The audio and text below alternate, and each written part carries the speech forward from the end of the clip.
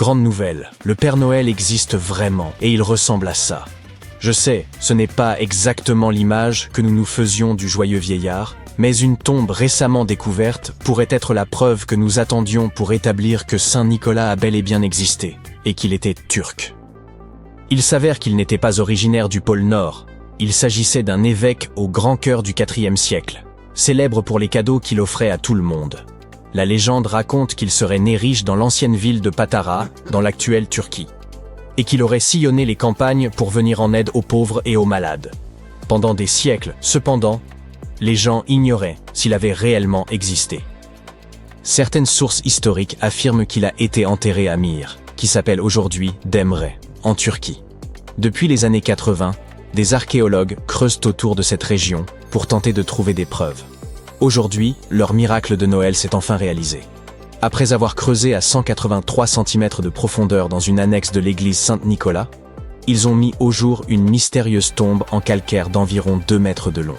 S'ils sont presque certains qu'il s'agit de la dernière demeure de Saint-Nicolas, ils sont toujours à la recherche d'une inscription qui confirmerait son âge exact. Pour ce qui est du Père Noël fictif, la légende dit que sa maison se trouve en Laponie, en Finlande. En 2018, des archéologues ont fait une découverte intéressante qui leur a permis d'espérer qu'ils parviendraient à démontrer l'existence du Père Noël. Ils creusaient sur un site appelé Tiny Arrow lorsqu'ils sont tombés sur environ 200 fosses funéraires. Mais lorsqu'ils ont regardé à l'intérieur, ils n'ont trouvé aucune trace du Père Noël. En fait, il n'y avait aucun squelette humain, seulement des poteries et des ossements d'animaux. Personne ne sait donc vraiment ce qu'était cet endroit. C'est tout le contraire de ce qui s'est passé avec une équipe d'archéologues qui travaillait dans l'ancienne cité de Petra, en Jordanie. Depuis 2003, des rumeurs circulent sur l'existence de chambres cachées sous le célèbre monument qu'on appelle Al-Khazneh et que certains nomment le Trésor. 21 ans plus tard, des chercheurs se sont enfin décidés à creuser et ont mis au jour une tombe intacte. À l'intérieur, ils ont trouvé au moins 12 squelettes humains et des objets dont l'âge est estimé à plus de 2000 ans. Des centaines de milliers de touristes se rendent à Al-Khazneh chaque année. La plupart d'entre eux s'y rendent probablement pour voir le site du Saint Graal, dans le film Indiana Jones et la dernière croisade. Mais vous savez ce qu'il y a de plus curieux ? L'un des squelettes de la tombe tenait un calice en céramique qui ressemble énormément au Saint Graal. Vous vous souvenez probablement de l'incendie dévastateur qui a causé d'énormes dégâts à Notre-Dame de Paris en 2019. L'édifice, construit entre le XIIe et le XIIIe siècle, a dû être restructuré à cause de cet incendie. Mais les archéologues ont vu là une occasion en or de fouiller le site et de découvrir ses secrets cachés. L'équipe n'a été autorisée à creuser qu'à 40 cm sous la surface, mais cela a suffi. Dès qu'ils ont retiré les dalles du sol et dégagé une fine couche de terre, ils ont repéré le sommet d'un cercueil en plomb. Ils ont ensuite découvert des sculptures de calcaire, dont des têtes et des torses grandeur nature. Au total, ils ont mis au jour plus d'1 millier de fragments d'œuvres d'art diverses. Des statues antiques ont été trouvées dans les endroits les plus inattendus, y compris dans un égout. En juillet 2024, des archéologues bulgares examinaient un égout romain dans la cité antique d'Hérakléa Sintika lorsqu'ils ont trouvé une statue en marbre d'Hermès, le messager des dieux grecs, mesurant près de 2 mètres de haut. Cette ville a été complètement dévastée et abandonnée après 2 tremblements de terre, l'un en l'an 388 et l'autre en l'an 425. Mais pour une raison ou pour une autre, ces tremblements de terre n'ont pas détruit cette statue. En fait, sa tête a été retrouvée en excellent état. La découverte d'œuvres d'art anciennes est certes fascinante, mais imaginez que vous tombiez sur une ville entière cachée dans la forêt amazonienne. À l'aide de lasers de haute technologie, des chercheurs ont découvert le site d'une civilisation perdue, comprenant des milliers de structures et tout un réseau de routes, de canaux et de maisons, le tout enfoui sous la jungle la plus dense. Cette cité a été construite il y a environ 2500 ans, dans une zone située à l'ombre d'un volcan. Il est d'ailleurs possible que ce dernier soit entré en éruption et ait détruit cette civilisation à une époque encore indéterminée. Il est difficile de dire exactement combien de personnes vivaient là, mais les experts estiment qu'elles y sont restées près d'1 millier d'années. Cette découverte prouve qu'il y avait d'immenses cités très organisées en plein milieu de l'Amazonie. Un événement similaire s'est produit à Campeche, dans le sud du Mexique. Un archéologue effectuait des recherches sur Internet lorsqu'il a accidentellement découvert une cité maya. Ce site, aujourd'hui appelé Valeriana, était immense, de la taille d'Édimbourg, la capitale de l'Écosse. Elle comptait quelques pyramides, des terrains de sport, des amphithéâtres et des chemins reliant les différents quartiers.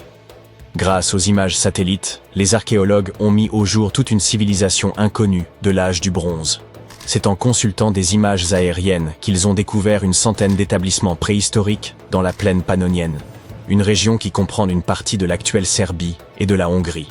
Les gens qui vivaient là sont aujourd'hui connus sous le nom de groupe du site de Tissa, et il semble qu'ils formaient une société assez bien organisée, habile à cultiver des aliments, à chasser et à pêcher. Google Earth a aidé une équipe à découvrir un mystérieux ensemble de 400 portes anciennes en Arabie Saoudite. Ces portes, disséminées dans le désert, auraient été construites il y a plusieurs milliers d'années. Elles sont faites de pierre et disposées en des configurations bizarres qui ont laissé les archéologues perplexes. Elles n'ont pas l'air d'avoir eu une fonction funéraire, ni d'avoir été érigées pour abriter des personnes. Nous n'avons donc toujours aucune idée de ce dont il s'agit. La technologie est en train de bouleverser l'archéologie.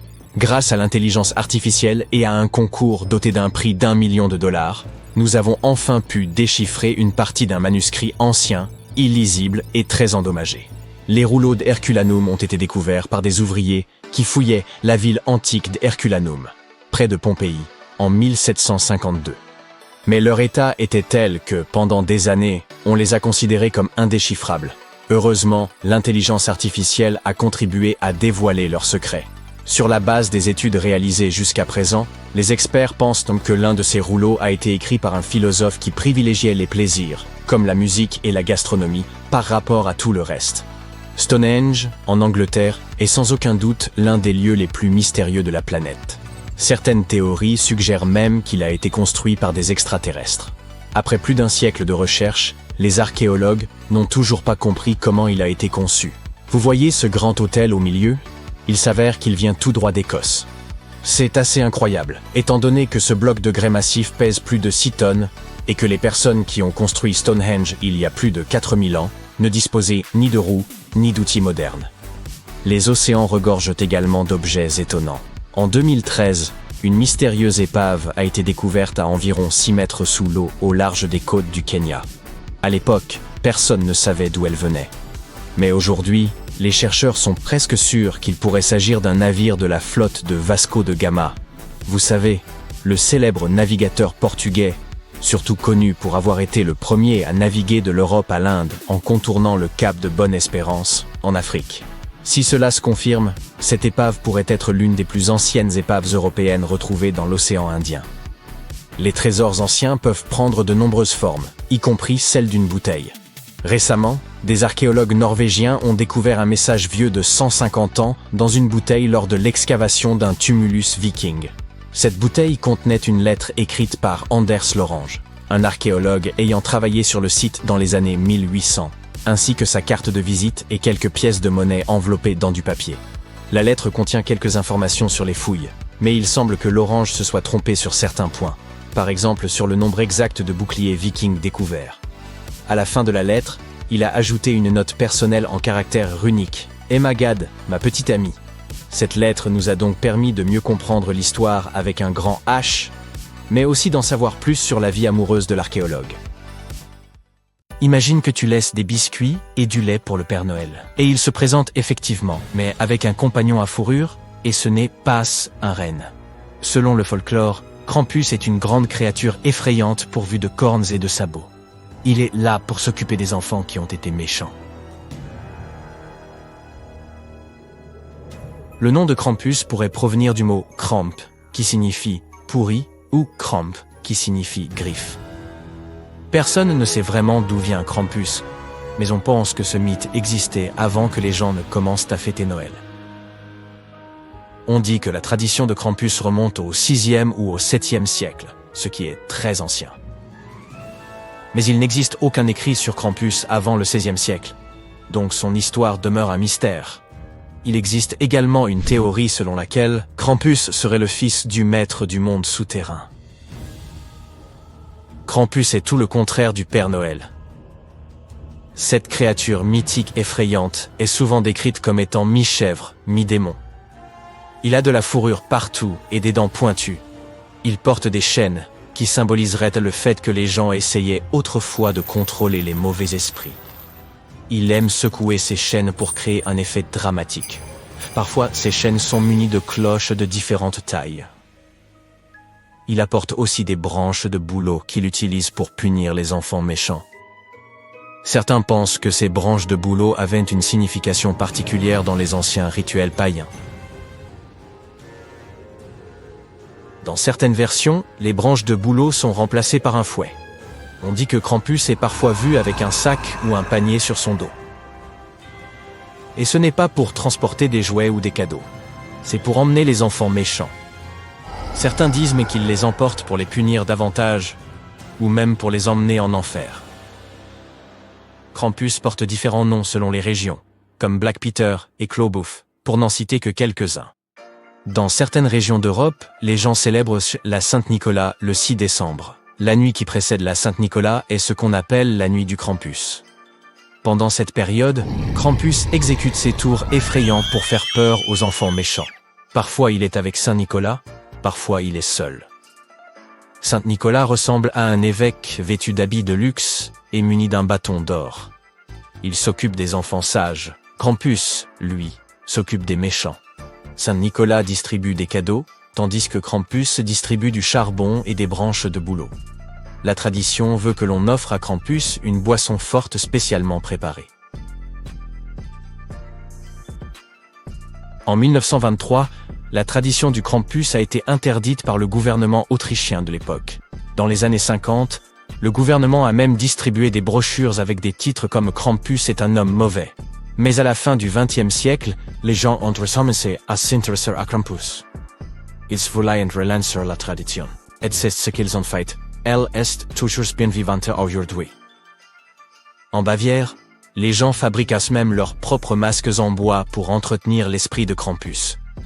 Pendant les célébrations qui lui sont dédiées, les gens se déguisent de toutes sortes de façons. Parmi les personnages, on trouve Krampus, Saint-Nicolas, un homme des bois, des anges et une vieille femme. Le costume de Krampus comporte généralement des éléments tels que de la fourrure, des cornes, un masque de démon et des sabots. Il peut aussi avoir des accessoires, comme des cloches, des branches de bouleau, un panier sur le dos, des chaînes et un bâton.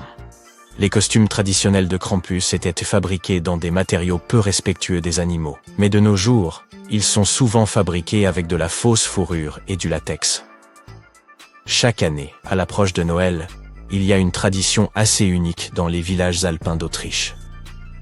Elle existe depuis plus de 1500 ans. Et elle continue d'enthousiasmer tout le monde, en particulier dans la région du Tyrol. Les familles se rassemblent pour assister à la parade du Krampus. Lors de ce défilé, des jeunes gens se déguisent, avec des costumes en fourrure et des masques de bois, et portent des cloches de vache. Ils montent même sur des chars. Pendant ces festivités, tu croiseras Krampus et sa bande de lutins. Ils sont à l'affût des passants innocents, souvent des enfants plus âgés et des adultes. Ces personnes costumées aux yeux rouges portent des balais et des branches de bouleau. Lorsqu'ils repèrent une victime, ils la poursuivent jusqu'à ce qu'elle se rende. Ils secouent leurs chaînes et agitent leurs branches de bouleau pour faire trembler les spectateurs. La plupart des habitants du Tyrol pensent que cette tradition est amusante. Ils grignotent des marrons grillés tout en s'amusant du spectacle. Traditionnellement, les enfants laissent leurs chaussures dehors et attendent. S'ils ont été gentils, ils trouveront des friandises. Mais s'ils ont été méchants, ils trouveront souvent une tige de bouleau, ce qui est plutôt effrayant. De nos jours, Krampus n'emmène plus les enfants en enfer, mais il aime toujours faire des farces. En Styrie, Krampus offre aux familles des fagots de bouleau. Les gens peignent ces branches avec de la peinture dorée et les exposent chez eux toute l'année. Cela rappelle aux enfants que Krampus les surveille afin qu'ils n'oublient pas d'être sages. Dans les villages plus petits et plus isolés, Krampus a d'autres compagnons effrayants, par exemple l'homme sauvage muni de bois. Mais quelques villes d'Autriche célèbrent une version plus douce et plus conviviale de Krampus, qui est davantage un personnage amusant qu'une créature effrayante. À la tombée de la nuit, le Krampus sort d'une vieille grotte et poursuit les enfants, parfois même les adultes. Il leur tape dans les jambes pour leur rappeler de bien se tenir.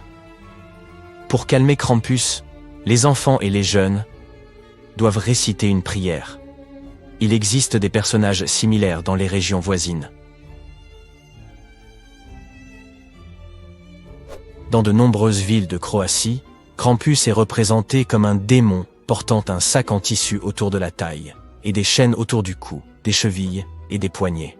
Selon la tradition, lorsqu'un enfant reçoit un cadeau de Saint Nicolas, il reçoit aussi un rameau d'or, qui témoigne de ses bonnes actions. Mais si l'enfant a été méchant, Krampus prend les cadeaux et laisse à la place un rameau d'argent pour lui rappeler sa mauvaise conduite. Krampus a également contribué à la croissance de la consommation dans les années 1800. À cette époque, les gens voulaient essayer de nouvelles choses. Les entreprises ont donc saisi l'opportunité de gagner de l'argent avec Krampus. Tout a commencé lorsque les autorités autrichiennes ont assoupli leur contrôle sur la production de cartes postales. Cela a permis aux entreprises de produire toute une variété de ces cartes sur le thème de Krampus, et les gens ont adoré. Krampus était très populaire en Allemagne et en Autriche dans les années 1890, lorsque le commerce de cartes postales a pris de l'ampleur. On a commencé à fabriquer des cartes spéciales appelées Krampuskarten. Mais ces cartes n'avaient pas pour but de transmettre des sentiments chaleureux. Les salutations de Krampus étaient même plutôt effrayantes. Bon nombre de ces cartes postales montraient un Krampus s'en prenant à des enfants, les emmenant par exemple dans son sac. Pas exactement le genre de carte que tu enverrais à ta grand-mère. Certaines montraient en même Krampus sous les traits d'une femme et parfois avec des femmes. Jusqu'en 2004, la plupart des gens aux États-Unis n'avaient jamais entendu parler de Krampus ou de ses cartes postales. Mais un directeur artistique du nom de Monté Beauchamp a alors publié un livre illustré et a organisé une exposition d'art autour de ces cartes. Il est difficile de dire si ce livre a été la seule raison de la nouvelle popularité de Krampus aux États-Unis. Mais depuis lors, il est devenu un personnage célèbre qui amuse beaucoup les gens. Mais le vrai coup de théâtre s'est produit en 2015, avec la sortie d'un grand film sur Krampus. Pas un film à petit budget, mais un véritable film comico-horrifique intitulé Krampus, avec Adam Scott et Toni Collette. Ainsi, même si Krampus est assez nouveau en Amérique, sa légende, comme celle du Père Noël, existe depuis des générations.